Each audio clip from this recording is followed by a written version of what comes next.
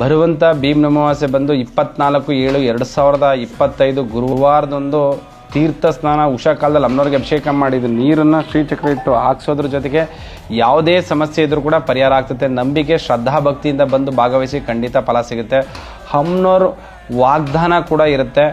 ದೇವಿಗೆ ಅಭಿಷೇಕ ಮಾಡಿದ ನೀರನ್ನು ಇಟ್ಟು ಹಾಕ್ಸೋದ್ರ ಜೊತೆಗೆ ಕಂಕಣದ ದಾರ, ರಚ್ಚೆ ದಾರ ಅಂತ ಹೇಳ್ತಾರೆ, ಅದನ್ನು ಕಟ್ಟೋದ್ರ ಜೊತೆಗೆ ಗಂಡ ಹೆಂಡತಿ ಯಾರಿಗೆ ಕಲಹ ಇದೆ, ಮನೆಯಲ್ಲಿ ನೆಮ್ಮದಿ ಇಲ್ಲ, ಸಾಕಷ್ಟು ತೊಂದರೆಗೀಡಾಗಿದ್ದೀವಿ, ಕ್ಷೇತ್ರದಲ್ಲಿ ಏನೇ ಎಲ್ಲ ಕಡೆ ಹೋಗಿ ಬಂದೀವಿ ಎಲ್ಲೂ ಕೂಡ ಪರಿಹಾರನೇ ಆಗಿಲ್ಲ ಅನ್ನುವಂಥವ್ರು ಈ ಕ್ಷೇತ್ರಕ್ಕೆ ಬಂದು ಆ ರಚ್ಚೆನ ತಗೊಂಡೋಗಿ ಕೈಯಲ್ಲಿ ಕಂಕಣ ಕಟ್ಟೋದ್ರಿಂದ ನಿಮ್ಮ ಸಮಸ್ಯೆ ಏನಿದ್ರು ಕೂಡ ಖಂಡಿತ ಪರಿಹಾರ ಆಗ್ತದೆ. ಬಸವಣ್ಣವ್ರಿಗೆ ಹಾಲಭಿಷೇಕ ವರ್ಷಕ್ಕೊಂದು ಬಾರಿ ಜಾತ್ರೆ ಮಹೋತ್ಸವ ಇರೋದ್ರಿಂದ ಪ್ರತಿಯೊಬ್ಬರು ಕೂಡ ಬಂದು ಬಸವಣ್ಣನ ಭಗವಂತನ ಮೇಲೆ ಹಾಲಭಿಷೇಕ ಮಾಡೋದ್ರಿಂದ ನಿಮ್ಮ ಸಮಸ್ಯೆ ಏನಿರುತ್ತೆ ಅದನ್ನು ಸಂಕಲ್ಪ ಮಾಡಿ ಆ ಭಗವಂತನ ಮೇಲೆ ಹಾಲಭಿಷೇಕ ಮಾಡಿದ್ರೆ ಖಂಡಿತ ಮನೆ ಕಟ್ಟಕ್ಕಾಗ್ತಿಲ್ಲ, ಕೆಲವರಿಗೆ ಮದುವೆ ಆಗಿಲ್ಲ, ಕೆಲವರಿಗೆ ಮಂಗಳ ಕಾರ್ಯದಲ್ಲಿ ಅಡೆತಡೆ ಇದೆ, ಹಲವಾರು ರೀತಿ ಸಮಸ್ಯೆ ಹೊತ್ತು ಬರುವಂಥ ಭಕ್ತರಿಗೆ ಪ್ರತಿಯೊಬ್ಬರಿಗೂ ಕೂಡ ಅನುಕೂಲ ಆಗಲಿ ಅನ್ನುವಂಥದ್ದು ವರ್ಷಕ್ಕೊಂದು ಬಾರಿ ಆಗುವಂಥದ್ದು ಭೀಮ್ ಅಮಾವಾಸ್ಯೆ.